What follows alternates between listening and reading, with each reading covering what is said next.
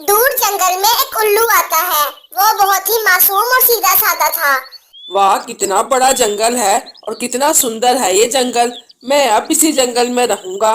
साथ वाले पेड़ पर बैठा तोता ये सारी बातें सुन रहा था। सभी पक्षी उल्लुओं से बहुत ज्यादा डरते थे। मैं चलकर सबको इस उल्लू के बारे में बताता हूँ, कहीं ये हम सबको नुकसान न पहुँचा दे।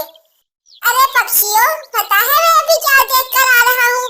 हमारे जंगल में एक उल्लू आया है और अब वो इसी जंगल में रहेगा। क्या? उल्लू तो बहुत जालिम होते हैं। हमें अभी जाकर उसे अपने जंगल से निकाल देना चाहिए। ऐसा ना हो कि कल को वो हमारा ही शिकार कर दे। नहीं नहीं, उल्लू इतने भी जालिम नहीं होते। वो तब तक किसी को कुछ नहीं कहते जब तक कोई उनको तंग ना करे। फिर सब चिड़िया की बात मान लेते हैं। फिर कुछ दिनों के बाद जंगल में सूखा आता है।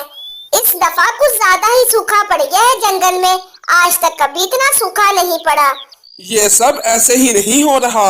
एक दफा मेरे दादाजी बड़े कालू जी ने मुझे बताया था कि ये उल्लू पक्षी बहुत मनहूस होते हैं। ये जहाँ भी जाते हैं वहाँ सब उजड़ जाता है। और देखो, जब से ये यहाँ आया है तभी से जंगल में सूखा पड़ गया है। फिर सब कालू कौवे की बात मान लेते हैं और उस मासूम उल्लू को जंगल से बाहर निकाल देते हैं। फिर अगले ही दिन जंगल में बारिशें शुरू हो जाती हैं और सभी पक्षियों को इस बात पर यकीन हो गया था कि उल्लू ही मनहूस था।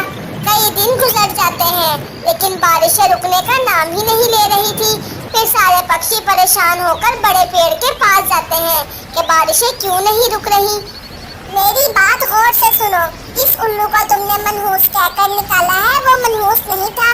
सूखा तो हर साल आता है और उस उल्लू को जंगल से निकालने की अब तुम्हें ये सजा मिल रही है। अब ये बारिश तभी रुकेगी जब तुम उस उल्लू से माफी मांगोगे। फिर सब पक्षी उस उल्लू से माफी मांग लेते हैं और उसे जंगल में वापस ले आते हैं और अब बारिश भी रुक गई थी।